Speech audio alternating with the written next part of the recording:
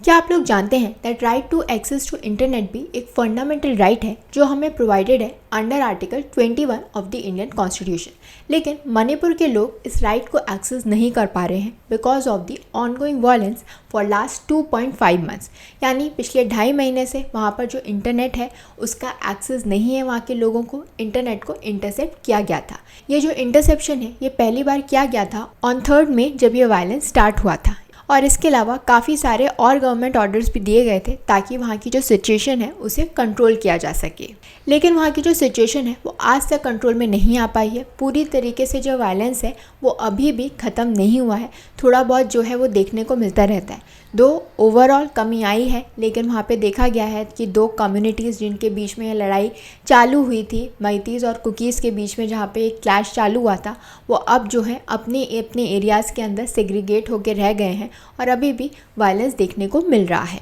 लेकिन इंटरनेट का एक्सेस रोकने से दोनों ही कम्युनिटीज़ परेशान हैं और इसीलिए मल्टीपल ऑर्गेनाइजेशंस और लोगों ने पिटिशन किया था before the Manipur high court and the supreme court for the resumption of internet. और 16 जून को मणिपुर हाई कोर्ट ने ऑर्डर दिया मणिपुर गवर्नमेंट को कि वो अलाउ करें restricted internet access in certain areas. और ऑलमोस्ट 1 महीने बाद 7 जुलाई को हाई कोर्ट ने एक बार फिर से ऑर्डर दिया स्टेट गवर्नमेंट को कि वो लिफ्ट करें ban on internet lease line and fibre to the home connections after ensuring कि जो भी स्टेक होल्डर्स हैं they have complied with the safeguard suggested by an expert committee. और अगर हम सेफगार्ड्स की बात करें जो कि एक्सपर्ट कमेटी ने रिकमेंड किए हैं, तो उसके अंदर उनका ये कहना है कि जो इंटरनेट की एक्सेस है वो कोई बात नहीं, उसे रीस्टोर कर दिया जाए, लेकिन जो स्पीड है, इंटरनेट की स्पीड है, वो लिमिटेड हो टू 10 Mbps। इसके अलावा जो इंटेंडेड यूज़र्स हैं उन्हें एक अंडरटेकिंग देनी होगी कि वो इंडल्ज नहीं करेंगे anything which is illegal. And lastly जो यूज़र्स हैं they will be subjected to physical monitoring by the concern authority और ऑफिशियल्स। और अब एक्सपेक्ट किया जा रहा है कि ये जो इंटरनेट है ये रीस्टोर हो सकता है on 20 July.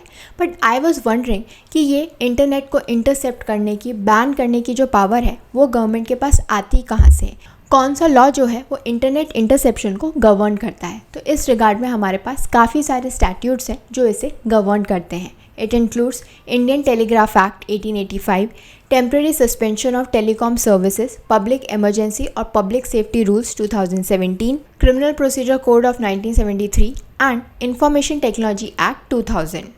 Though there is no judicial oversight over the interception process, लेकिन फिर भी एक रिव्यू कमेटी इस्टेब्लिश की गई है अंडर द IT रूल्स 2009 जो कि हर 2 महीने के अंदर मिलती है ताकि वो रिव्यू कर सकें कि अगर कोई भी इंटरसेप्शन हुआ है कि वो लॉफुल है, वैलिड है या नहीं।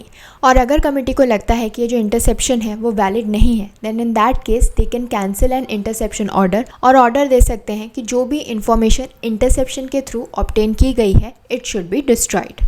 लेकिन अगर जो इंटरनेट इंटरसेप्शन है वो इमरजेंसी के टाइम पे किया गया है, जैसे कि मणिपुर के केस में, क्योंकि वहाँ पे ऐसे हालात हो गए थे, इतना वायलेंस जो था, इस वजह से इंटरनेट को इंटरसेप्ट किया गया है, देन इन दैट केस जो भी ऑफिशियल है इस रिगार्ड के अंदर उसे इस इंटरसेप्शन के बारे में इन्फॉर्म करना होगा विद इन 3 वर्किंग डेज। और ये जो ऑर्डर है इसे कन्फर्म करना पड़ेगा विद इन 7 वर्किंग डेज अगर जो इंटरसेप्शन है it needs to be continued.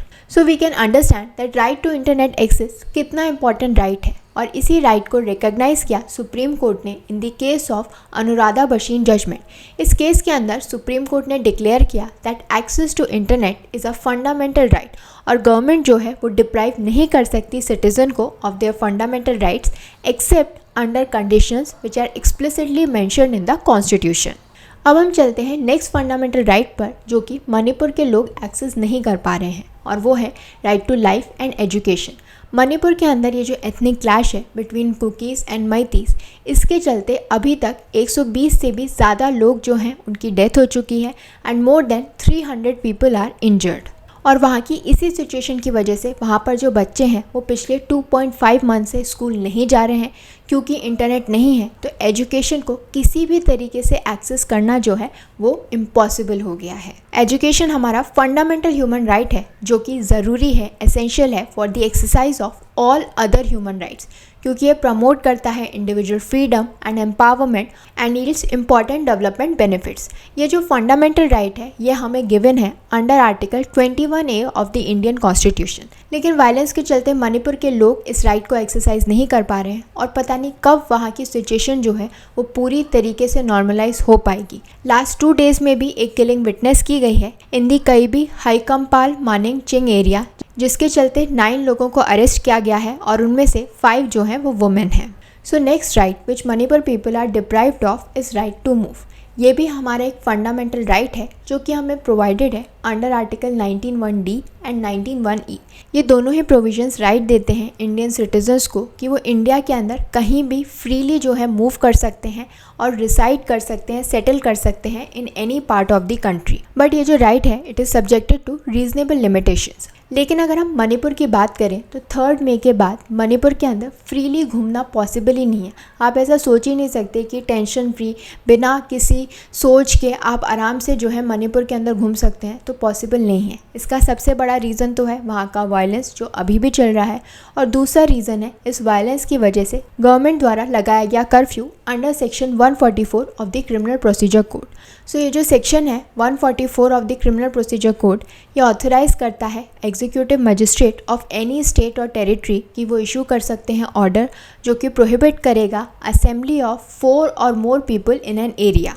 और लॉ के अकॉर्डिंग इस तरीके की जो अनलॉफुल असेंबली है उसके हर एक मेंबर को बुक किया जा सकता है फॉर एंगेजिंग इन रायट्स। ये जो सेक्शन 144 है इसे तब इम्पोज किया जाता है जब किसी भी तरीके का कोई अर्जेंट केस ऑफ न्यूसेंस है या फिर एप्रीहेंशन है कि किसी भी तरीके का डेंजरस इवेंट हो सकता है जिसमें पोटेंशियल है टू कॉज ट्रबल और डैमेज टू ह्यूमन लाइफ और प्रॉपर्टी। सो बेसिकली ये जो सेक्शन 144 है ये प्रोहिबिट करता है किसी भी तरीके की पब्लिक गैदरिंग को और इम्पोज करता है restrictions as a means to prevent protest that can lead to unrest और राइट्स। इसके अलावा ये जो सेक्शन है ये रेस्ट्रिक्ट करता है carrying any sort of weapon in that area where it has been imposed and people can be detain for violating it. और कोई भी पर्सन जो कि कर्फ्यू को वायलेट करेगा the maximum punishment for such act is 3 years। लेकिन मणिपुर में देखा जा रहा है कि जो कर्फ्यू है उसे रिलैक्स किया जा रहा है फ्रॉम 5 AM to 6 PM ताकि लोग जो अपनी डेली असेंशियल रिक्वायरमेंट्स हैं उसे पूरा कर सकें, जो भी डेली रिक्वायरमेंट्स हैं उसे खरीदने के लिए जो है बाहर निकल सकें।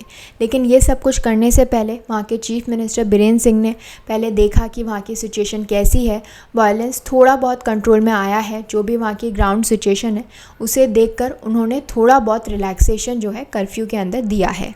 सो हम देख सकते हैं कि मणिपुर के लोग अपना बेसिक राइट जो है वो एक्सरसाइज नहीं कर पा रहे हैं बिकॉज ऑफ वायलेंस, और पता नहीं वापस कब वो दिन आएगा जब वो नॉर्मली पीसफुली अपनी लाइफ जो है वो वापस जी पाएंगे। Let's pray that peace restores in Manipur. I hope this information was helpful to all of you. Please do like, share and subscribe to my channel. Thank you.